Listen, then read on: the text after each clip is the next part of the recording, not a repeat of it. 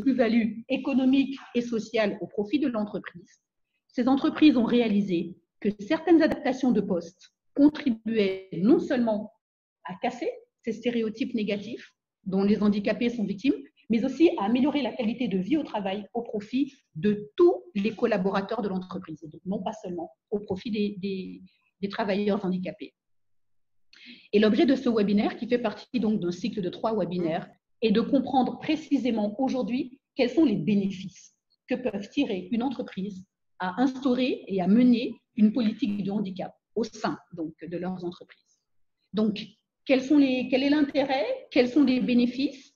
Comment faire en sorte qu'une politique de handicap soit en phase avec la vision et les ambitions de l'entreprise et de l'entrepreneur? Comment faire en sorte, comment aider à définir et à structurer cette politique handicap? Telles sont les questions que nous aborderons aujourd'hui grâce aux témoignages des entreprises partenaires et des représentants de ces entreprises partenaires.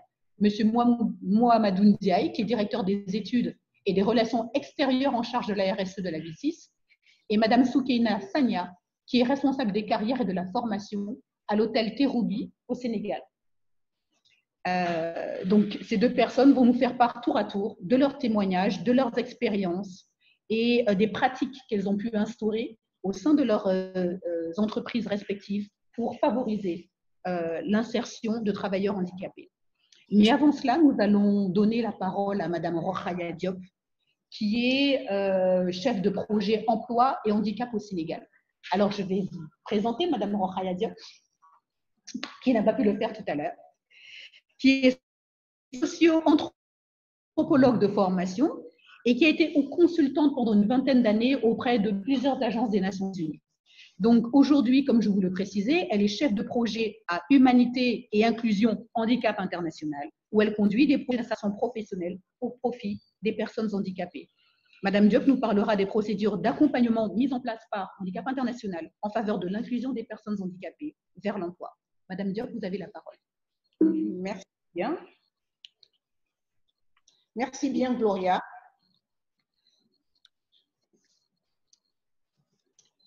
Alors aujourd'hui, mon propos sera axé autour de la politique handicap, en posant la question de savoir quel bénéfice pour l'entreprise. C'est autour de cette réflexion que nous allons avoir ce temps de rencontre. Suivant.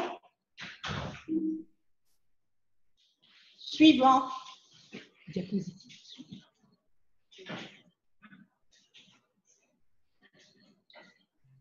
Pour commencer, nous aurons un petit survol historique de la dynamique internationale en faveur de l'inclusion des personnes handicapées vers l'emploi. 5 dates sont à retenir, 5 années. Il s'agit de l'année 1958, avec la Convention numéro 111 de l'OIT contre la discrimination au travail. En 1983, il y a eu la Convention de l'OIT numéro 159 sur l'emploi des personnes handicapées. En 2006, la Convention des Nations Unies relative aux droits des personnes handicapées. Il est bon de souligner que cette Convention des Nations Unies relative aux droits des personnes handicapées a permis au Sénégal de se doter d'une loi d'orientation sociale en 2010. En 2015, toujours avec le Bureau international du travail, c'est la mise en place du réseau mondial entreprises et handicap qui est un espace d'échange, de partage des grandes multinationales de ce monde sur justement la thématique de l'emploi des personnes handicapées. Ici, aujourd'hui, nous avons une entreprise, donc la BICI du groupe BNP Paribas, qui en est membre, qui est membre de ce réseau mondial entreprises et handicap.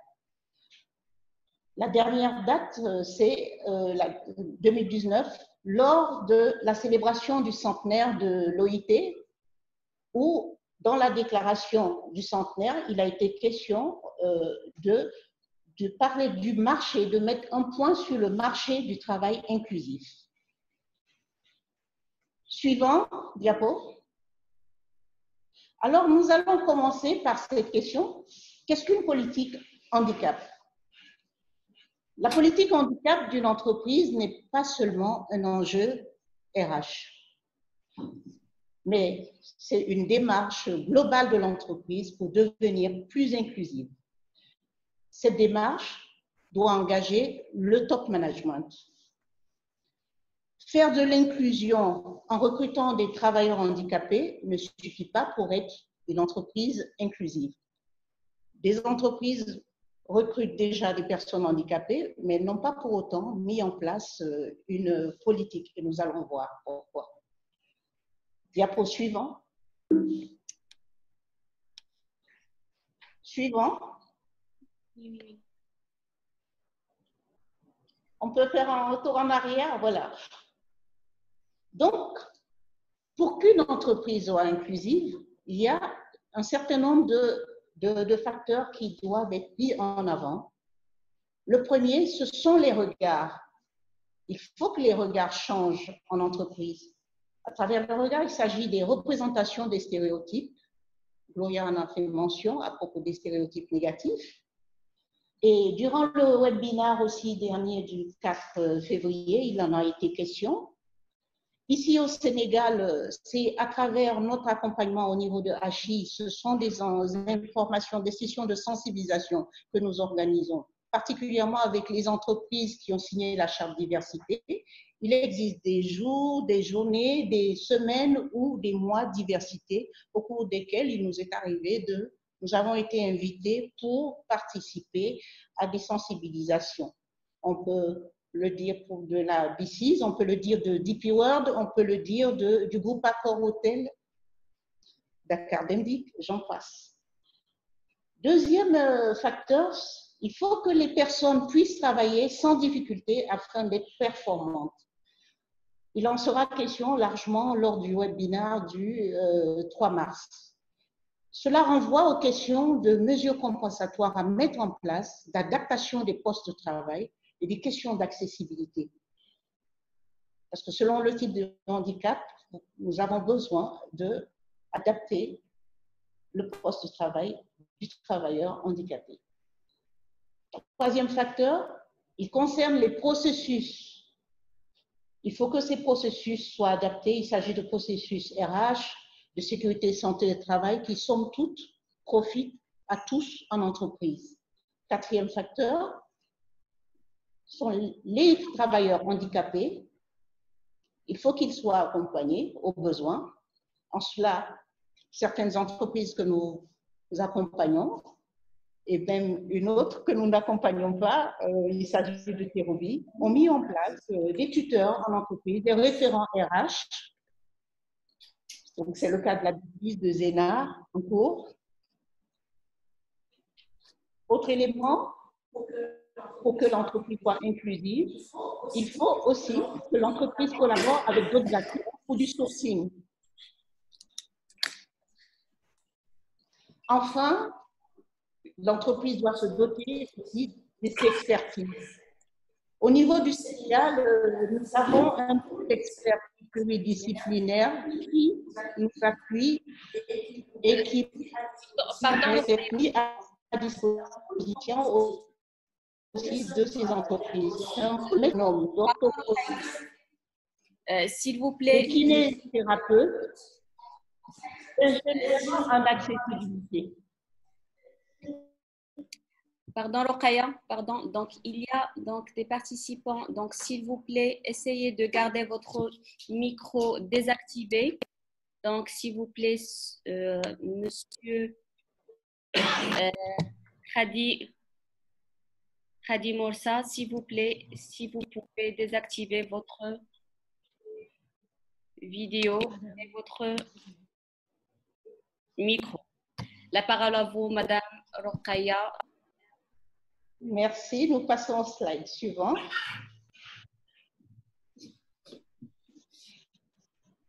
Alors, pour mener une politique, pour mettre en place une politique handicap dans une entreprise ou une organisation, il faut partir d'un diagnostic. Ce diagnostic, il se fait autour de 5 axes d'intervention.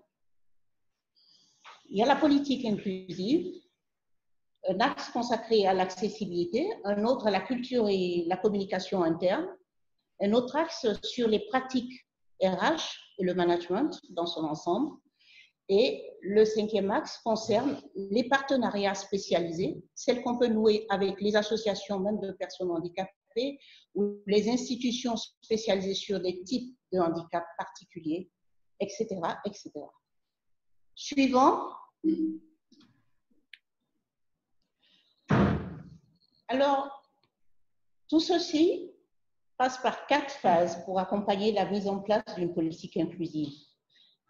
Nous avons, dans les 2 premières phases qui touchent au court terme, nous démarrons donc par le diagnostic. Au niveau de Achille, nous avons un outil, aujourd'hui qui est un outil d'autodiagnostic, qui permet de faire un état des lieux des obstacles et facilitateur à l'inclusion, qui permet d'identifier les besoins et de cibler les priorités d'action avec l'entreprise. De là, il en découle un plan d'inclusivité participatif. Ce plan est élaboré en mode projet. Il implique l'ensemble des collaborateurs de l'entreprise sur sa mise en œuvre et il permet d'installer un environnement propice à l'accueil des personnes handicapées. Suivant. Les 2 dernières phases concernent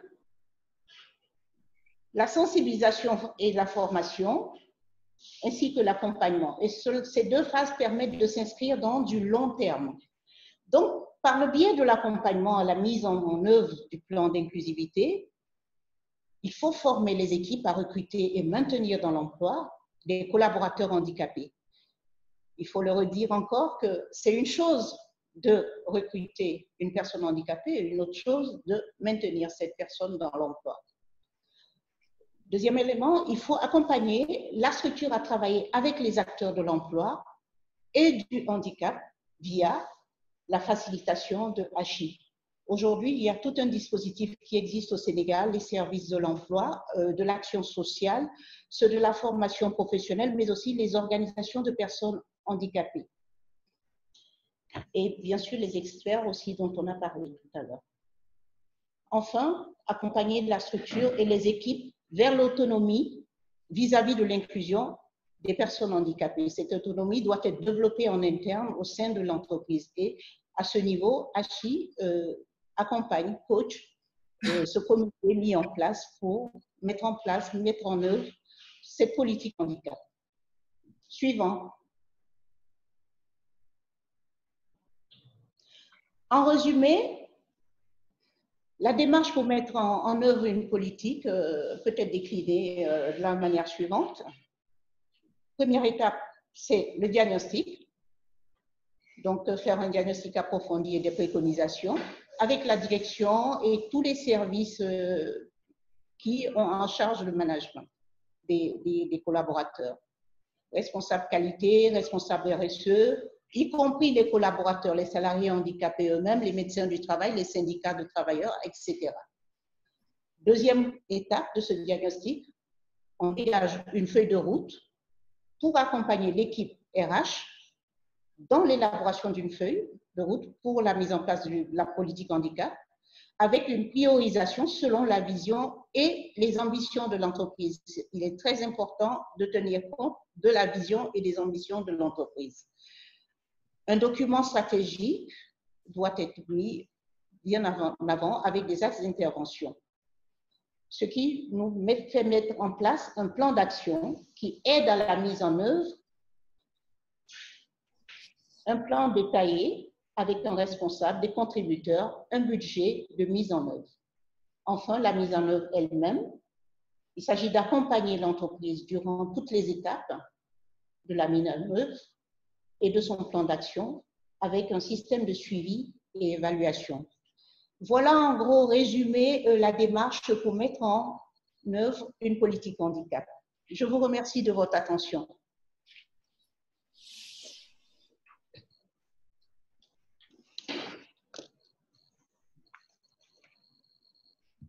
Gloria?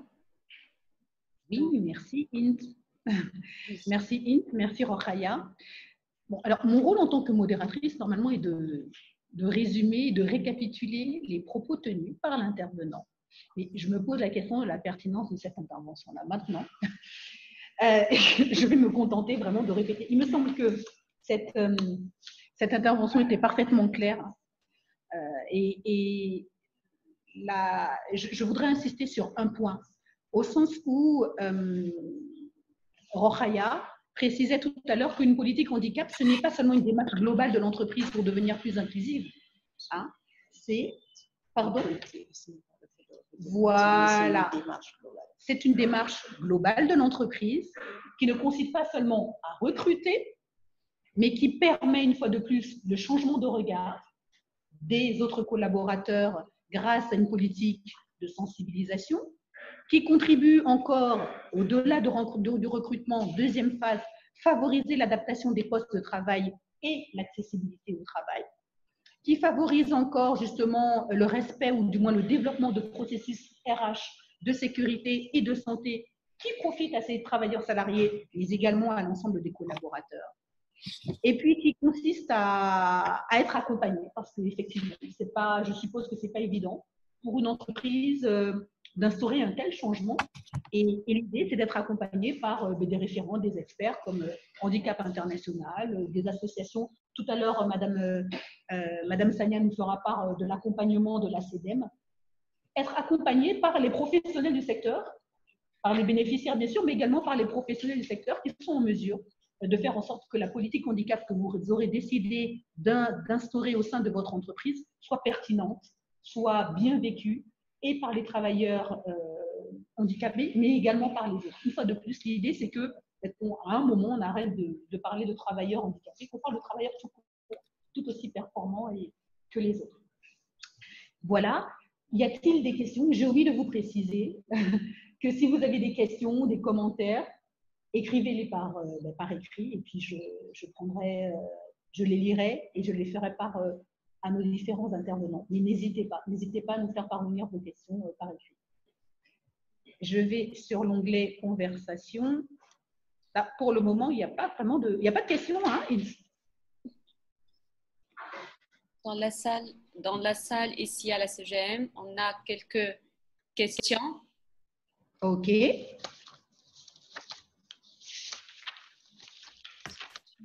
Nous t'écoutons. En Tunisie, donc aussi, si vous avez des questions, Bénin, les participants, donc vous pouvez poser les questions.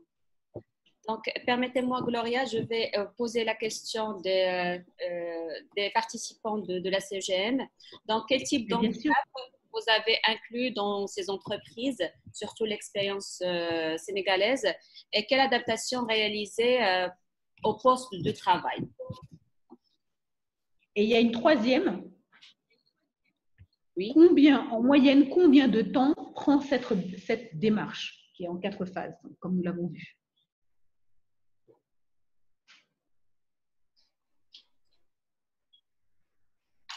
Très bien. Je peux répondre? Bien sûr. Voilà, au Sénégal, au niveau du projet emploi et handicap que nous conduisons donc en partenariat avec un certain nombre, une quinzaine d'entreprises, nous allons avec tous les types de handicap au départ. Jusque-là, mais il faut dire que dans leur grande majorité, il s'agit de travailleurs présentant un handicap moteur, soit du membre inférieur, soit du membre supérieur. C'est eux qui représentent à peu près 70% des personnes. Nous avons des handicaps sensoriels, auditifs, donc où on retrouve des personnes sourdes. Nous avons aussi le handicap visuel pour des personnes non-voyantes ou malvoyantes.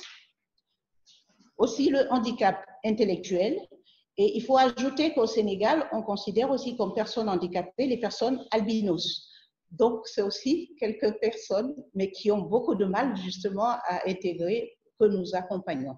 Les entreprises qui vont témoigner pourront peut-être faire la meilleure illustration, puisqu'il y a l'hôtel Le Terroubi, qui travaille spécifiquement avec des jeunes présentant une déficience intellectuelle. Au niveau de l'ABCIS, c'est particulièrement des personnes avec une déficience motrice. Nous avons l'entreprise Zena qui travaille particulièrement avec des personnes ayant une déficience auditive. Je peux m'arrêter là. Et combien de temps peut prendre la mise en place selon les 4 phases énumérées? L'expérience nous montre que concrètement, pour mettre en place ces politiques, on met pas moins de 2 ans. Une première année pour faire vraiment le travail préparatoire des 2 premières phases et une seconde année vraiment pour implémenter la politique handicap elle-même et qui conduit vers une pérennisation. Voilà ce que je peux dire pour le moment. Parfait. Alors, il y a d'autres questions, me semble-t-il. Quels sont les dispositifs de l'État mis en place pour l'insertion des handicaps et la sensibilisation est faite en amont ou après l'insertion des personnes en situation de handicap? La sensibilisation est-elle faite en amont ou après l'insertion des personnes en situation de handicap? Il y a une autre question encore. Comment se passe en pratique le diagnostic? Et, ouais, question très intéressante en effet, ouais, très concrète en tout cas, quelles sont les mesures prises concrètement pour changer le regard des autres collaborateurs sur la situation des travailleurs handicapés? Ça, c'est très important. On rentre dans le concret. On va vous taffer par rapport à ça. Voilà, ils auront à redire là-dessus. Merci. Gloria, j'essaie de répondre et je pense que les représentants des 2 entreprises pourront encore revenir sur un certain nombre de points. Donc, quels sont les dispositifs de l'État sénégalais par rapport à l'insertion professionnelle des personnes handicapées? Je disais à l'entame de mon propos que le Sénégal s'est doté d'une loi d'orientation sociale pour la promotion, la protection des personnes handicapées depuis 2010. Donc, avec malheureusement très peu de décrets d'application. Le premier a permis d'ouvrir la voie à la carte d'égalité des chances qui permet à la personne titulaire de cette carte d'accéder gratuitement au transport, de normalement accéder à l'éducation, à la formation et à l'emploi, et ainsi qu'aux soins de santé.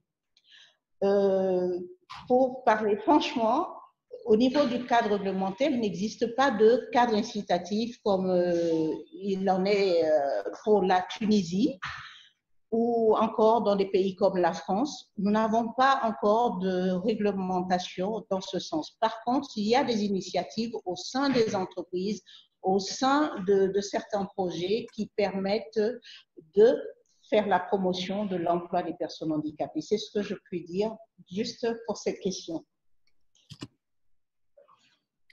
Alors, concernant la sensibilisation, vous demandiez si elle se faisait en amont ou après l'insertion. La sensibilisation doit se faire tout le temps, en amont, avant, pendant et après l'insertion. Parce qu'il s'agit de changer les regards et les regards sont quand même tributaires de nos héritages culturels. Ce sont des pesanteurs aussi socioculturels que nous avons dans nos sociétés et ce n'est pas en un jour, ce n'est pas en une séance de sensibilisation qu'on fait tomber.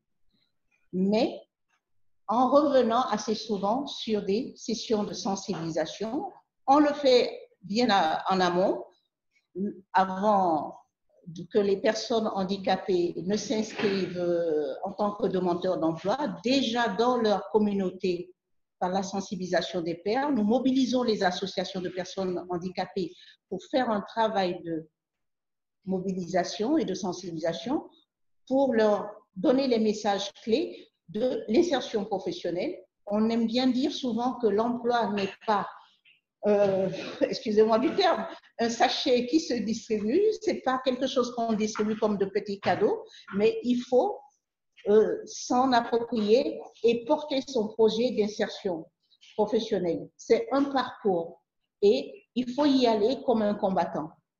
Ça, c'est un des messages qu'on fait passer souvent. Nous faisons la même chose avec tous les services d'accompagnement parce que nous avons les services donc de l'emploi, de l'action sociale, de la formation professionnelle qui accompagne les jeunes que nous encadrons dans le cadre du projet Emploi et Handicap. Et cela permet de les préparer. Il y a des sessions sur les compétences comportementales pour permettre à ces jeunes d'être prêts à aller vers l'emploi, à entrer en entreprise. Et du côté des entreprises aussi, nous faisons ce travail de sensibilisation, d'abord avec le top management et ensuite avec plus largement, j'avais évoqué les sessions que nous organisions, auxquelles nous étions conviés pour certaines entreprises comme DP World, Eiffage, BC's, lors de leur semaine diversité ou les journées dédiées à la diversité. C'est des occasions pour nous de parler à toutes ces entreprises. Et dans le cadre de notre accompagnement, nous formons justement le comité qui est mis en place en entreprise pour favoriser l'intégration, le maintien dans l'emploi de ces travailleurs. Et nous revenons encore sur la sensibilisation. Alors, comment se passe le diagnostic? Donc, c'est un travail d'échange. Il est participatif. Nous avons un outil pour cela qui est dédié, un outil d'autodiagnostic qui fait appel justement aux 5 axes évoqués tout à l'heure. Et c'est autour de ces axes que l'entreprise réunit les principaux responsables de service, y compris normalement, idéalement aussi les collaborateurs handicapés quand il y en a, pour pouvoir s'accorder eux-mêmes des notes. Ils doivent mesurer leur niveau d'inclusivité. Donc, c'est quelque chose de très dynamique et aussi, on pourrait dire, ludique et qui permet à la fin de la séance à l'entreprise de réaliser déjà quels sont ses points forts, mais aussi ses points d'amélioration. Et du coup, on identifie déjà sur quels points, sur quels axes particulièrement, Achille va les appuyer pour mettre en place une politique inclusive ou pour améliorer 1, 2, 3 axes selon les priorités des entreprises elles-mêmes. Voilà ce que je peux dire parce que ça peut faire l'objet d'une visioconférence rien que pour parler de ce travail d'implémentation de ce diagnostic. Merci infiniment, Rokhaya. Alors, il reste